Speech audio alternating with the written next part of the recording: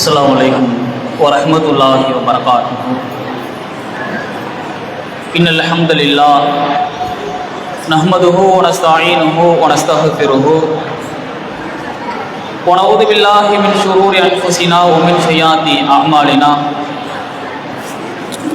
मैं यहदिहिल्लाहु फला मुदिल्ल लहु व फला हादिय लहु ونشهد أن لا إله إلا الله ونشهد أن محمدا عبده ورسوله أما بعد.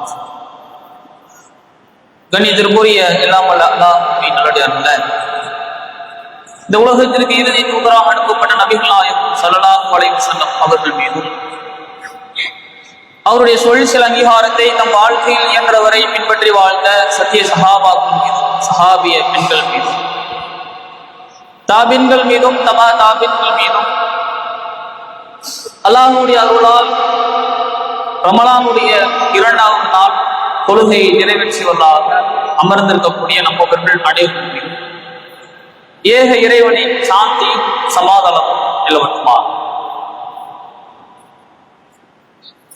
அல்லாஹ் ரப்பல் ஆலமீன் இந்த உலகத்தை படைத்து மனித சமுதாயம் நாளை மறுமை நாளில் வெற்றி பெற வேண்டும் என்பதற்காக வேண்டி பல்வேறு விதமான அறிவுரைகளை போதனைகளை சில நபித்தோருடைய வாழ்க்கை வரலாறு நமக்கு ஒரு பாடமாக எடுத்து காட்டுகிறார்.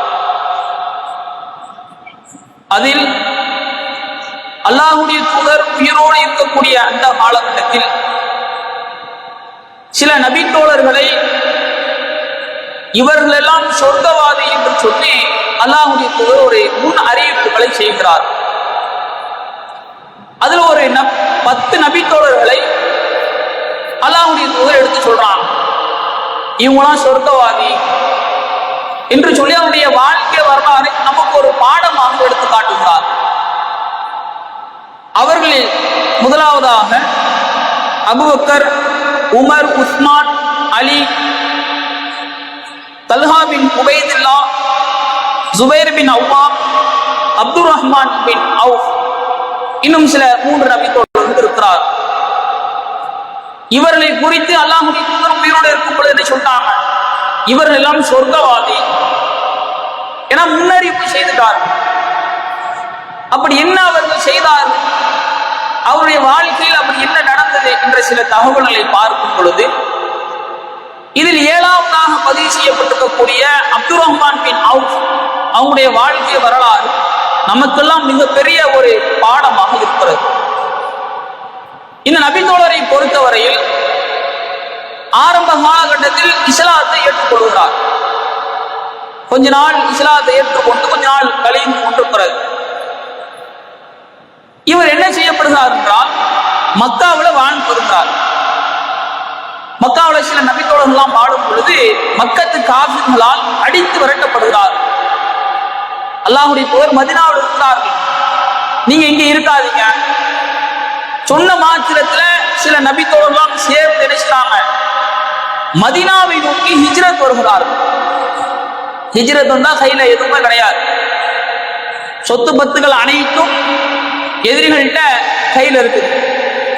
மணிமார்கள் எல்லாரையும் என்ன செஞ்சாங்க, மதீனாவை நோக்கி ஹிஜ்ரத் வந்தாங்க, கையில ஒண்ணுமே இல்லை.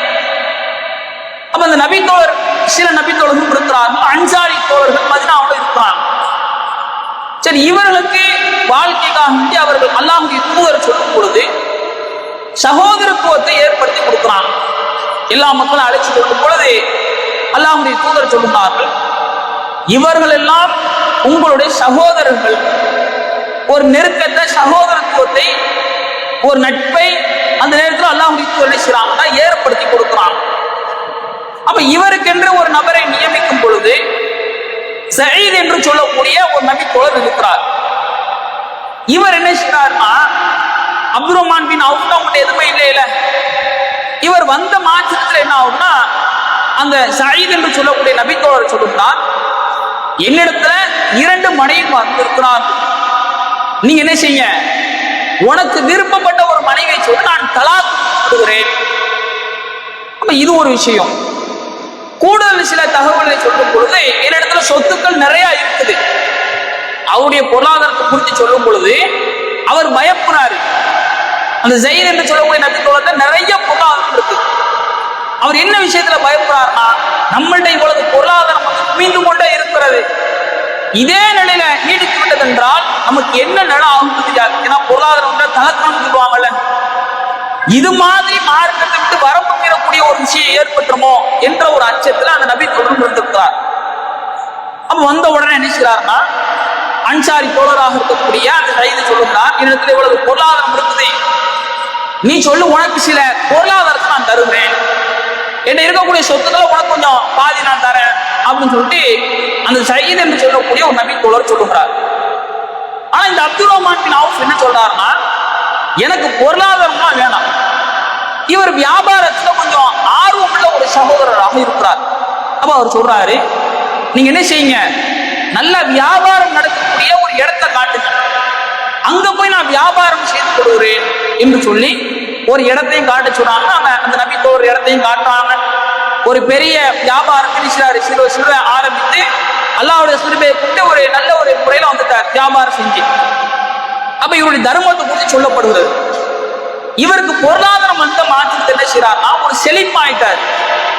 அப்ப அதிகமான முறையில பொருளாதாரத்தை அல்லாஹ்வுடைய பாதையில் செலவு செய்யக்கூடிய ஒரு நபராக இருக்கிறார் என்று சொல்லி அந்த செய்திகளில் பதிவு செய்யப்படுகிறது. அது ரெண்டு விஷயம் இந்த முதல் ஹதீஸ்ல பார்க்கும் பொழுது ஒரு ரெண்டு விஷயம் நமக்கு ஒரு படிப்பினையாகவும் பாடமாகவும் இருக்கிறது. ஒன்று, நம்ம என்ன செய்யக்கூடாது, அடுத்தவர்கள் தருவார்கள் என்று என்றைக்கும் எதிர்பார்த்திடக்கூடாது, தன்மானத்துக்கு இழந்துவிடக்கூடாது. இன்னைக்கு நம்முடைய தாய் தகவலா நமக்கு உதவி செய்வாங்க, அல்லது நம்முடைய சொந்தக்காரர் இவர் நல்ல செல்வத்தோடு இருக்கிறார், இவர் உதவி செய்வார் என்று சொல்லி எந்த ஒரு நபரையுமே எதிர்பார்க்க கூடாது என்று இந்த நபித்தோருடைய வாழ்க்கைக்கு நாம் தரக்கூடிய ஒரு பாடமாகவும் இருக்கிறது. மற்றொரு விஷயத்தை பார்க்கும் பொழுது தர்மங்கள் அல்லாஹ்வுடைய பாதையில செலவு செய்யக்கூடிய ஒரு நபித்தோழராக இருந்திருக்கிறார். அப்ப அல்லாஹ் என்ன சொல்லி காட்டுறான், சொர்க்கவாதிகளுடைய பண்புகளை பார்க்கும் பொழுது அல்லதீன யுக்மீனூன பில் கைப் வ யுகீமூன ஸலாத்த வ மிம்மா ரஸக்னாஹும் யுன்ஃபிகூன், அவர்களுக்கு நம்ம கொடுத்திருக்கக்கூடிய பொருளாதாரத்தை இறைவனுடைய பாதையில செலவு செய்வார். அதுல இன்னும் இறையச்சவாதிகளை பண்பை பற்றி அல்லாஹ் சொல்லி காட்டும் பொழுது யுன்ஃபிகூன ஃபி ஸர்ராஇ வ தர்ரா, ஒருவர் என்ன செய்வாரே, ஒரு முஃமின் என்றால், இறையச்சவாதி என்றால், அவருக்கு வறுமை இருந்த போது என்ன செய்வாங்க, அல்லாஹ்வுடைய பாதையில செலவு செய்வாங்க. அல்லாஹ் தாராளமா கொடுத்துப்பானே, அளவு கடன் நமக்கு தேவை என்று ஒரு 10-20,000 நமக்கு தேவை முடிஞ்சிடும். அதை தாண்டி சில நபர்களுக்கு அல்லாஹ் பொருளாதாரத்தையும் கொடுப்பான். அப்ப செழிப்பில இருக்கும் பொழுதும் ஒரு இறையச்சவாதிகள் அல்லாஹ்வுடைய பாதையில செலவு செய்வாங்க என்ற ஒரு செய்தியும் அல்லாஹ்வுடைய திருமறை குர்ஆன்ல சொல்றான். அப்ப இவருக்கு அந்த இறையச்சம் எப்படி இருக்குது, அல்லாஹ் நமக்கு தந்திருக்கிறான். இதை அல்லாஹ்வுடைய பாதையில கஷ்டப்படக்கூடிய மக்களுக்கு நம்ம செலவு செய்வோம். இது எந்த அளவுக்கு செலவு செய்யறாருன்னா, அந்த மதீனாவுல ஒரு பஞ்சத்தட்டுப்பாடான ஒரு சூழல் ஏற்படுது, ரொம்ப சிரமமான ஒரு நாட்கள் அங்க ஏற்படுது.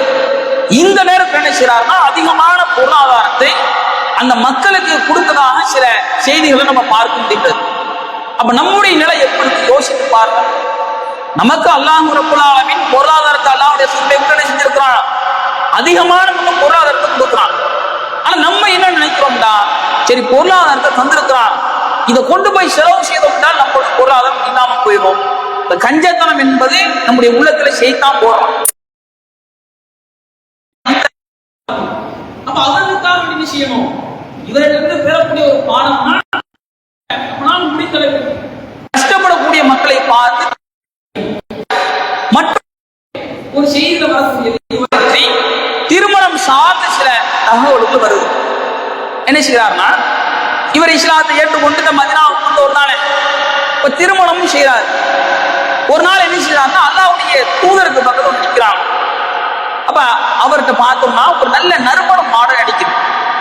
அப்ப கேட்கிறாங்க ரசூலுல்லாஹ், அப்துல் ரஹ்மானே, என்னப்பா உன் மேல ஒரு நறுமணம் வாசனை அடிக்குது, என்ன விஷயம் அப்படின்னு கேட்ட உடனே அவர் சொல்லுகிறார், அல்லாஹ்வுடைய நான் திருமணம் செய்து கொண்டேன், இது நமக்கு மிகப்பெரிய ஒரு பாடமாக இருக்கிறது. அவர் என்ன சொல்றாரு, நான் திருமணம் முடித்துக் கொண்டேன். அப்ப ரசூலுல்லாஹ் கேட்ட கேள்வி என்னன்னா, மஹர் என்ன கொடுத்தீங்க? மஹர் கொடுப்பது ஒரு ஆணுடைய கடமை. அல்லாஹ் தன்னுடைய திருமறையை சொல்லும் பொழுது கூட அவர்களுக்கு கொடுக்கக்கூடிய மனப்படை நீங்க என்ன செய்யுங்க, கட்டாயமாக கொடுத்து விடுங்கள், இது ஆணுடைய கடமையாக இருக்கும். அந்த அடிப்படையில் அல்லாஹ்வுடைய தூதர் கேட்கிறாங்க, நீங்கள் மகராக என்ன கொடுத்தீர்கள்?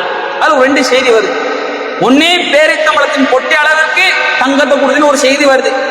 மற்றொரு அறிவிப்புல பேரித்தம்பளம் அளவுக்கு நான் என்ன செஞ்சேன், தங்கத்தை மகராக கொடுத்தேன் என்று அந்த நபி தோழர் சொல்லுகிறார். இது ஒன்று மகர் கொடுக்கக்கூடிய விஷயம். மற்றொன்று நமக்கு கிடைக்கக்கூடிய பாடம் என்னன்னா, இவர் யார கூப்பிடல, திருமணத்துல அல்லாஹ்வுடைய தூதரையே கூப்பிடல, நாட்டிற்கே ஜனாதிபதியாக கூப்பிட்டார்கள். அப்படிப்பட்ட ஒரு தூதரையே கூப்பிடாம திருமணம் செஞ்சிருக்கிறார். நம்முடைய வாழ்க்கை எடுத்துக்கோங்க, இன்னைக்கு ஆடம்பரமான திருமணங்கள் பெரும்பாலும் நடந்து கொண்டிருக்கிறது. 4 பேர் பேச வேண்டும் என்பதற்காக நம்முடைய பிள்ளைகளுடைய திருமணத்தை நடத்தக்கூடிய பெற்றோர்களும் இருக்கிறார்கள். அதை தாண்டி என்னன்னா, இவரை கூப்பிடனா கோச்சுக்குருவாரு, அவர்கிட்ட போய் சொல்லலாம் கோச்சுக்குருவாங்களே, இது மாதிரியான ஒரு சூழல் இருக்கு. அப்ப அல்லாஹ்வுடைய தூதர் சொல்றாங்க, திருமணம் சார்ந்து சொல்லும் பொழுது நீங்கள் குறைந்த செலவுல எந்த திருமணம் நடத்தப்படுகிறதோ அதுல அல்லாஹ் பரக்கத் செய்வதாக அல்லாஹ்வுடைய தூதர் சொல்றாங்க. எந்த அளவுக்கு திருமணத்தை குறைச்சி செய்யணுமோ அந்த அளவுக்கு அல்லாஹ்வுடைய பரக்கத் இருக்கும். நம்ம என்ன நினைக்கிறோம்னா, சரி இது எல்லாரும் செய்யத்தானே செய்யலாம், நம்மளும் கொஞ்சம் இது மாதிரி ஆடம்பரமான ஒரு வாழ்க்கையை செய்வோம் என்றுதான் பெரும்பாலான நபர்கள் செய்து கொண்டிருக்கிறோம். ஒரு வணக்கமாக நினைப்பது கிடையாது. யாராவது என்றைக்காவது நினைத்திருக்கிறோமா திருமணம் என்பது ஒரு வணக்கம் என்று என்னைக்காச்சும் நினைச்சிருக்கோமா? இப்ப தொழுகையில போயிட்டு எல்லாரும் சேர்ந்து அழைப்பு கொடுத்துட்டு நான் தொழுகை போறேன்னு சொல்லுவோமா? அது யாரும் செய்ய மாட்டோம். ஏன்னா ஒரு வழக்கம், அதுல தெளிவா இருக்கும். அதே மாதிரி தர்மம் செய்யும் பொழுது, எப்பா நான் இன்னைக்கு போய் ஒரு 10 பேருக்கு 1000 ரூபாய் தர்மம் செய்ய போறேன், இது மாதிரி அறிவிப்பு செஞ்சு தர்மம் செய்யுமா? அது யாரும் செய்ய மாட்டோம், அதுல தெளிவாக இருக்கும். அப்ப அதே மாதிரி தான் அல்லாஹ் சொன்னார்கள், அந்நிக்காக சொன்னார், திருமணம் என்பது என்னுடைய வழிமுறை, அது ஒரு வணக்கம். அந்த வணக்கத்தை யார் புறக்கணிக்கிறார், திருமணம் செய்யாம யார் இருக்கிறாரோ பலைசமின்னி, அவர் என்னை சார்ந்தவர் அல்ல என்பது அல்லாஹ் பொறுத்தான். அப்ப வணக்கம் என்று நினைத்து கொண்டு அந்த திருமணத்தை நம்ம என்ன செய்யணும், எந்த அளவுக்கு செலவுகளை குறைக்க முடியுமோ அந்த அளவுக்கு செலவுகளை குறைச்சுக்கணும். அப்ப கூடுதலாக ஒரு தகவல் நம்ம பார்க்கிறது மகர். இன்னைக்கு பெரும்பாலும் நம்ம என்ன செய்யறோம்னா, அன்றைய காலத்திலிருந்து பெண்ணி வீட்டில இருந்து வரதட்சணை கொடுக்கக்கூடிய ஒரு நிலைகள் இன்றளவும் இருந்து கொண்டு தான் இருக்குது. முன்னாடி அதிகமாக இருந்தாலும் இன்னைக்கு அல்லாஹ்வுடைய கிருபையை கொண்டு நம்முடைய பிரச்சாரத்தின் மூலமாக ஓரளவு குறைஞ்சிருச்சு. நம்ம கேட்கக்கூடியவங்களும் இருப்பாங்கல்ல, சொந்தத்திலே கட்டி கொடுக்கக்கூடியவங்களும் இருப்பாங்க. சரி, நம்முடைய அண்ணன் மகன் கேட்கிறாங்க, அடுத்த வரதட்சணையாக சில விஷயம் கேட்பாங்க, வெட்டு மத்திலாம் நீங்க தான் வாங்கி கொடுத்துடணும், பெண்ணுக்கு என்ன தேவையோ அதை நீங்க வாங்கி கொடுத்துருங்க என்று சொல்லி இன்றளவும் கேட்கக்கூடிய ஒரு கூட்டம் இருக்கத்தான் செய்யறாங்க. அப்ப இது மாதிரியான மனமகன் கிடைச்சிடாதீங்க, அல்லாஹ்வும் தடை போடுறான். ஏன்னா அல்லாஹ்வுடைய சட்டத்தை மீறி ஒருத்தன் கேட்கிறான்டா, அந்த மாதிரியான மணமகனுக்கு நீங்கள் திருமணம் முடித்து கொடுக்காதீர்கள். இறையச்சத்தோடு யாரு அல்லாஹ்வை வணங்கக்கூடியவனாக, இறை வணக்கத்தோடு இறைவனுடைய தொடர்போடு இறையச்சத்தோடு ஒரு அடியாள் இருந்தான் என்றால் அவனுக்கு நீங்க திருமணம் செய்து கொடுங்க, அதுதான் உங்களுக்கு சிறந்தது என்று சொல்லி அல்லாஹ் ஒரு வசனத்தையும் சொல்லி காட்டுறான். அது ஒரு தனிப்பட்ட ஒரு சப்ஜெக்டாக இருக்கிறது. அப்ப நம்ம பெறக்கூடிய ஒரு பாடம், இந்த நபி தோழர்களிருந்து மகர் மணமகன் தான் கொடுக்கணும். அப்படி யாராவது கொடுத்து நம்முடைய பெண்களை நம்முடைய மகள்களை திருமணம் செய்து கேட்கிறாங்களா, தாராளமா கட்டி கொடுங்க. நீங்க கொஞ்சம் போடணும்னு ஒருத்தர் வராரா, அது மாதிரியான மணமகனை செஞ்சாதீங்க, ஒருபோதும் கட்டி கொடுக்காதீங்க. அல்லாஹ் சொல்லும் பொழுது வல்லாஹும் எதுவும் இல்லைன்னார், இந்த வரதட்சணை கேட்கிறவன் நரகத்தை நோக்கி உங்களை அழைத்துக் கொண்டிருக்கிறான் என்பதையும் அல்லாஹ் பதிவு செய்து காட்டுகிறான். அப்ப அதன் அடிப்படையில நாம் இவரிடமிருந்து பெறக்கூடிய ஒரு பாடம், திருமண விஷயத்துல நாம் தெளிவாக இருக்க வேண்டும். மகர் ஒரு மணமகன் தான் கொடுக்க வேண்டும் என்ற ஒரு செய்தியும் அல்லாஹ்வுடைய தூதர் சொல்லித்தராங்க. அதை தாண்டி மற்றொன்று, ஆடம்பரமான திருமணம் இல்லாம எந்த அளவுக்கு மக்களை கூப்பிடாம செலவுகளை குறைத்து திருமணம் நடத்த முடியுமோ அந்த அளவிற்கு நம்முடைய பிள்ளைகளுக்கு திருமணம் செய்து கொடுங்கள். அதில் அல்லாஹ் ரப்பல் ஆலமீன் பரக்கத் செய்வதாக அல்லாஹ்வுடைய தூதர் சொன்னார்கள். அதன் அடிப்படையில இந்த நபி தோழர்களிடமிருந்து பெறக்கூடிய ஒரு பாடங்கள் ஒரு 4 விஷயம். ஒன்றே அல்லாஹ்வுடைய பாதையில செலவு செய்வது, மற்றொன்று தன்மானத்தோடு இருக்கக்கூடியது. நான் யார்கிட்ட போய் நின்ற மாட்டேன், யாரையும் எதிர்பார்க்க மாட்டேன், தன்னுடைய கையால் நான் சம்பாதித்து அதனுடைய வாழ்க்கையை நான் நடத்தி கொள்வேன் என்ற ஒரு பாடத்தை நாம் பெற்றுக்கொள்ள வேண்டும். அதே போன்று மகரி விஷயத்துல யாரு மனம் முடித்து கொடுக்கறதுக்காக பொருளாதாரத்தை கொடுத்து மணமகன் செலவுல நடக்குதோ அந்த ஒரு விஷயத்தை நம்ம ஒரு பாடமாக எடுத்துக்கொள்ள வேண்டும். 4வது, செலவுகளை குறைத்து நடத்தக்கூடியது. இது மாதிரிதான் நம்முடைய வாழ்க்கையை நடத்தி கொண்ட ஒரு காரணத்தினால்தான் அல்லாஹ்வுடைய தூதர் முன்னெச்சரிக்கையாக சொல்லுகிறார்கள், இவர் சொர்க்கவாதி, என்பதையும் அல்லாஹ்வுடைய தூதர் சொல்கிறார்கள். எனவே இவரிடமிருந்தே நாம் பெறக்கூடிய பாடங்களை நாமும் நம்முடைய வாழ்க்கையை நடைமுறைப்படுத்தி அந்த சொர்க்கத்தை அடையக்கூடிய நன்மக்களாக வல்ல இறைவன் நம் அனைவரையும் ஆக்கிய புரிவானாக. வாசல் தவானா அல்ஹம்துலில்லாஹி ரப்பில் ஆலமீன். அஸ்ஸலாமு அலைக்கும் வரஹ்மத்துல்லாஹி வபரகாத்துஹு.